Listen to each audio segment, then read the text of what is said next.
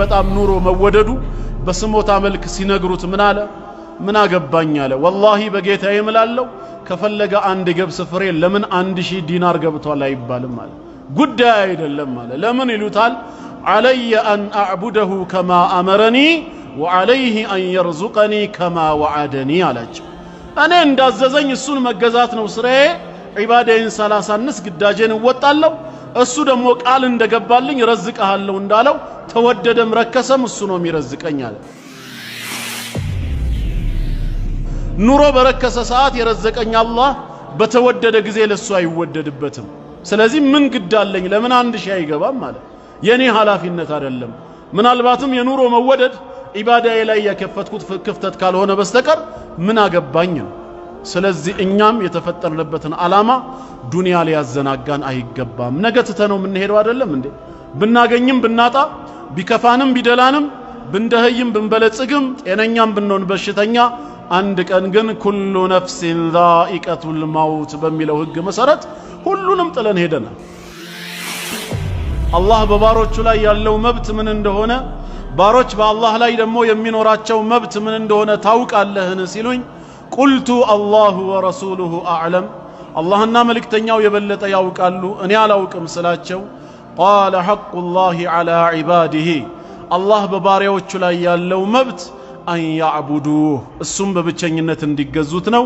ወላ ዩሽሪኩ ቢሂ ሸይአ በሱ አምልኮ ላይ አንዳችም ነገር እንዳያጋሩበት ነው።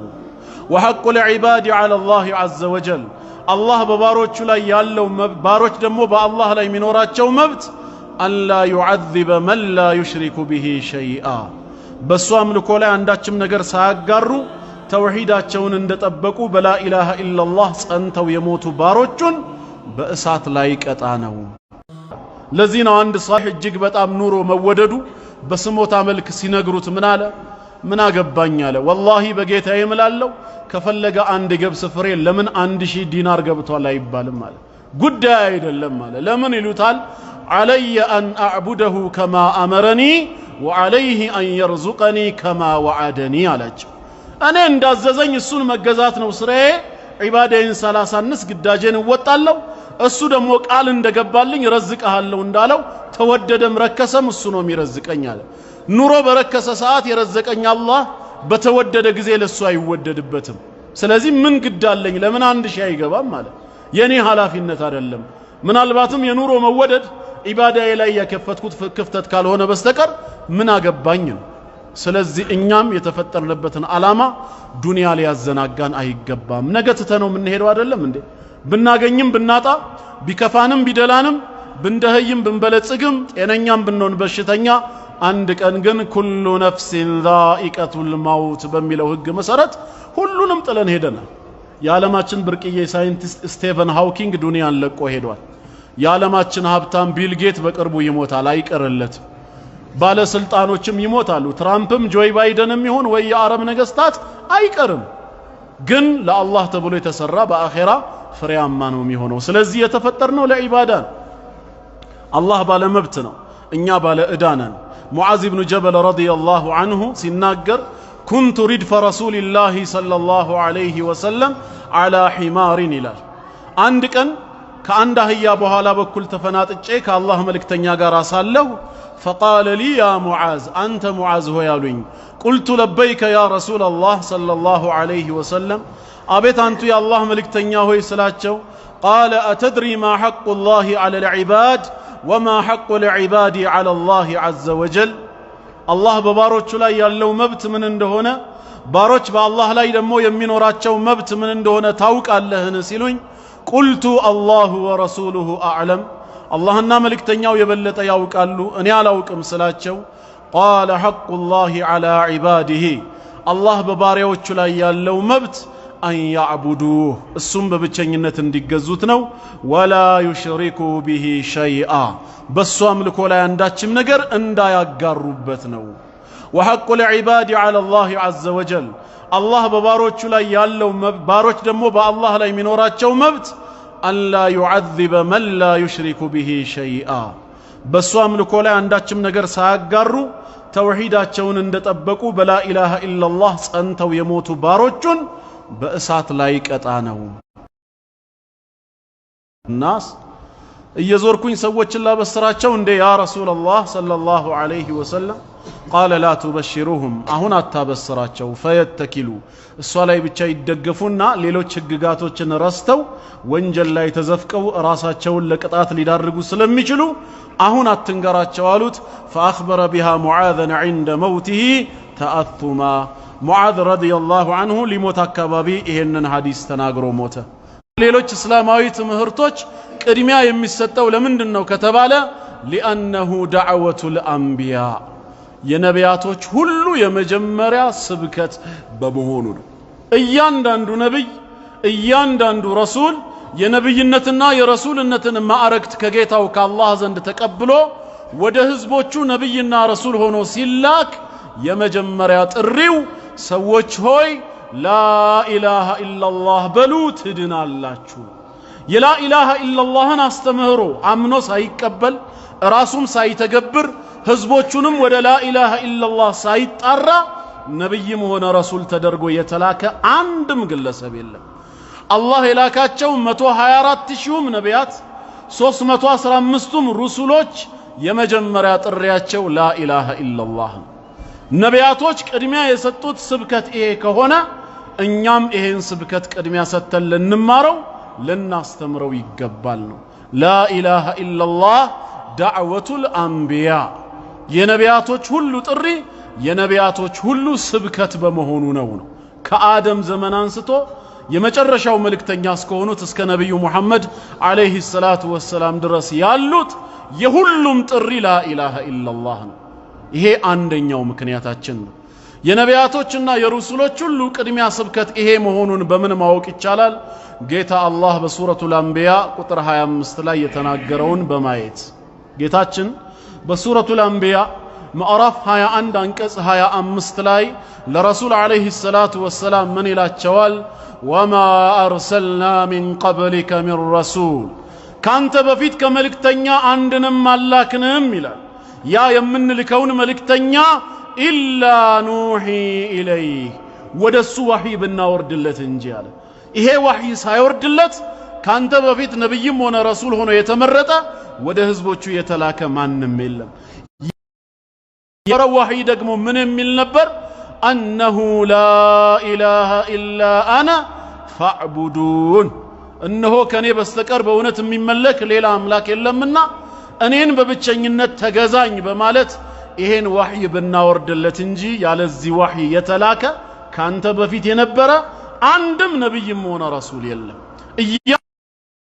إيان عند رسول وحي سيور دلت بمالت الله وحي يورد دلال كأني ليلا أملاك اللم ويم لا إله إلا الله لنبياتوش كله ميورد وحينه يزاري شيارات متوامت يتجمر أدي سمنة عيدالله سورة الزخرف مأراف 43 أنكس 4 مستملاي يتاتشن باستفهام التقرير سياس أدك ومن يلال واسأل من أرسلنا من قبل ሁለተኛው ምክንያት ምንድነው لا إله إلا الله ቅድሚያ የሚሰጠው ልዩ ትኩረት የሚደረግበት ምክንያቱ ምንድነው ካፊርን ወደ እስልምና የሚቀይረው ብቸኛው መሸጋገሪያ ድልድይ ላ ኢላሃ ኢላላህ መሆኑ ነው አንድ ሰው ካፊር ከሆነ ያው ሙስሊም ያልሆነ በጠቅላላ ካፊር ነው የሚባለው ሃይማኖቱ ምንም ይሁን ምንም الكفر على ملة واحدة የኩፍር መንገዶች ሁሉ አንድ ናቸው የጀሃነም ሐሰና የለው ስራዎች ሁሉ አላህ ዘንድ ተቀባይነት የሚኖራቸው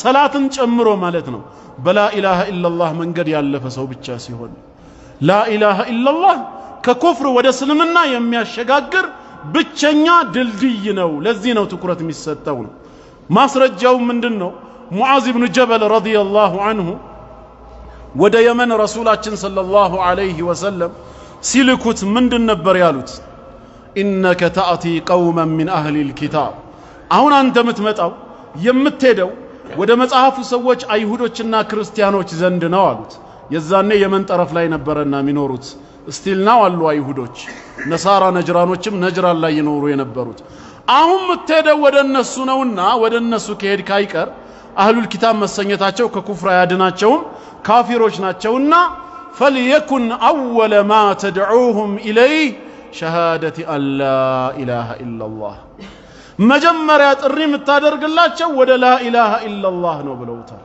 የላ ኢላሃ ኢላላህን ምስክርነት አምነው መቀበል አለባቸው። አለበዛ ከኩፍር ህይወታቸው አልተነቃነቁም። ሙስሊም ቢሆኑ ኖሮ ላ ኢላሃ ኢላላህን አስይዛቸው አይባልም። ፈኢንሁም አጃቡከ ሊዛሊክ እሺ ብለው ከተቀበሉ የላ ኢላሃ ኢላላህን ጥሪ አምነው ከተቀበሉና በአንደበታቸው ከመሰከሩ فأعلمهم أن الله افترض عليهم 5 صلواتهم في يومهم وليلتهم በቀንና በሌሊታቸው የሚሰገዱ 5 ወቅት ሰላቶችን አላህ ግዴታ እንዳደረገባቸው አስተምራቸው ነው ያሉት። በሁለተኛ ደረጃ ጠቅሰው ሰላትን አስተምራቸው ያሉት فإنهم أجابوك لذلك لا إله إلا الله ወይ ሸሃደተይንን አምነው ከተቀበሉ ነው። ካልተቀበሉ ሰላቱንም ማያረጋላቸው ቢሰግዱትም ባለመስገድ ብቻ ያስቀጣል እንጂ በመስገድ የሚያመጣው ኢላላህ ነው ሊያስተካክለው የሚገባው። እኛ ግን ለልጆቻችን የሚሰጠን የመጀመሪያ ትዕዛዝ ሰላት መሆኑ ፊጥራችን እስልምና መሆኑን ስለሚያሳይ ነው። አልተበረዘም ያ እስልምና። ስለዚህ በሰላት ይጀምራል። ሙስሊም ያልሆነው ማህበረሰብ ግን በላ ኢላሃ ኢላላህ ሙሐመዱር ረሱሉላህ ሰለላሁ ዐለይሂ ወሰለም ወደ እስልምና ይገባል። ከዛ በኋላ ነው ሰላት የሚታዘዘው። ስለዚህ ላ ኢላሃ ኢላላህ ግለሰብን ወይም ህዝቦችን ከኩፍር ወደ ምን ስለ ጂኖችም ስለ ዱንያና አኺራ ስለ ሰማይ ምድር እንወቅና አጥና ብንል ዞሮ ዞሮ ወደ ፈጣሪያቸው ነው የሚመለሱት። ማን የፈጠራቸው የሚል ጥያቄ ቢነሳ አላህ ግን የሁሉ ነገር ፈጣሪና ባለቤት ነው። ፍጥረትና ግኝት ጌታ አይደለም። ስለዚህ እሱን ማወቅ ከውቀት ሁሉ በላጭ ነው። ላ ኢላሃ ኢላላህ ስለ አላህ ስለሆነ የሚያሳውቀን ላ ኢላሃ ኢላላህ አፍደሉል ዒልም ከውቀት ሁሉ በላጭ እውቀት ስለሆነ ቅድሚያ ሊሰጠው ይገባል። አላህ በሱረቱ ሙሐመድ ቁጥር 19 ላይ እንዲህ ይላል። በሳቸው ስም በሰየመው ሱራ ማዕራፍ 47 ቁጥር 19 ላይ ፈዕለም ይላል፣ እወቅ ይላል። ምን አይነት እውቀት? አነሁ ላ ኢላሃ ኢላሁ እነሆ ከአላህ በስተቀር በእውነት የሚመለክ አምላክ ላ ኢላሃ ኢላላህ ከአላህ በስተቀር በእውነት የሚመለክ አምላክ አለመኖሩን እወቅ ነው ያለው። ከውቀት ሁሉ ቀዳሚ ውቀት ይሄ ነው። ሰውነህና ከዛ በኋላ በተሳሳትም ወስተግፊር ሊዘንቢክ ስለ ስህተትህ ስለ ጥፋትህ ምህረትን ጠይቅ። ላ ኢላሃ ኢላላህን ማወቅ ቀዳሚ ውቀት። ዑስማን ኢብኑ አፋን ረዲየላሁ ዐንሁ ሰሒህ ሙስሊም ላይ በተቀመጠው ዘገባ መሰረት ረሱል ዓለይሂ ሰላቱ ወሰላም እንዲህ አሉ ብሎ ነገረን። መን ማተ ወሁወ ያዕለሙ አን ላ ኢላሃ ኢላላህ ከአላህ በስተቀር በእውነት የሚመለክ አምላክ አለመኖሩን አውቆ በዚሁ እምነቱ ጸንቶ የሞተ ሰው ደኸለል ጀና ጀነት ይገባል ሳይሆን ጀነት ገባ ብለው ተናገሩ። ከመግባት ቅሮት የለውምና ማለት ነው። ላ ኢላሃ ኢላላህን በአግባቡ አውቆ ሳይበላሽበት ጸንቶ የሞተ ማለት ነው። ላ ኢላሃ ኢላላህን ማወቅ ከውቀት ሁሉ በላጭ ነው። አራተኛ ምክንያት አሁንም ላ ኢላሃ ኢላላህ ለምን ቅድሚያ ይሰጠዋል? ለምን ልዩ ትኩረት ይደረግበታል ከተባለ ሊአነሁ አፍደሉል ከሊማ ከንግግሮች ሁሉ በላጭ ንግግር ላ ኢላሃ ኢላላህ። በዚህ ዓለም ላይ እጅግ በጣም ብዙ መልካም ንግግሮች አሉ፣ እጅግ በጣም ብዙ። አንዱ ከሌላው ግን በደረጃ ይለያያሉ። እንደ ላ ኢላሃ ኢላላህ ያማረ ንግግር፣ እንደ ላ ኢላሃ ኢላላህ መልካም ንግግር ዓለም ላይ በፍጹም የለም። ይህንን አላህ ራሱ በቁርአን ተናግሯል፣ ሐዲስም ላይ መጥቷል። ከጌታችን ቃል ስንነሳ ጌታችን በሱረቱ ኢብራሂም ማዕራፍ 14 ከአንቀጽ 24 ጀምሮ ይነግረናል። አለም ተራ ይላል፣ አትመለከትም እንዴ አታስተውልም? ከይፈ ضرب الله مثلا አላህ እንዴት አድርጎ ምሳሌን እንደተጠቀመ ይላል። በምን ዙሪያ? ከሊመተን ጠይባ እችን መልካም ንግግር በምን እንደመሰላት ይላል። ማነች መልካም ንግግሯ? ኋላ ላይ እንመጣለን። ጌታችን እችን መልካም ንግግር በምን መሰላት? ከሸጀረቲን ጠይባ ልክ እንደ መልካም ዛፍ ነው ምሳሌዋ አለ። መልካም ዛፍ ማለት አስሉሃ ሳቢቱን መሰረቱ ከአፈር በታች የጸና የማይወዛወዝ ወፈርዑሃ ፊሰማ ፍሬዎቿ ደግሞ ላይ ሰማይ የደረሱ ለተመጋቢዎች ሁሉ ለመስጠት የተዘጋጀ እንደሆነ መልካም ዛፍ ነው እቺ መልካም ንግግር ማለት። ቱእቲ ኡኩለሃ ኩለ ሒን ቢኢዝኒ ረቢሃ በጌታዋ ፍቃድ እቺ መልካም ዛፍ ከፍሬዎቿ ለተመጋቢዎቿ በየጊዜው ታፈራለች፣ ትሰጣለች። መልካም ንግግርም እንደዚህ ነው ምሳሌው አለ።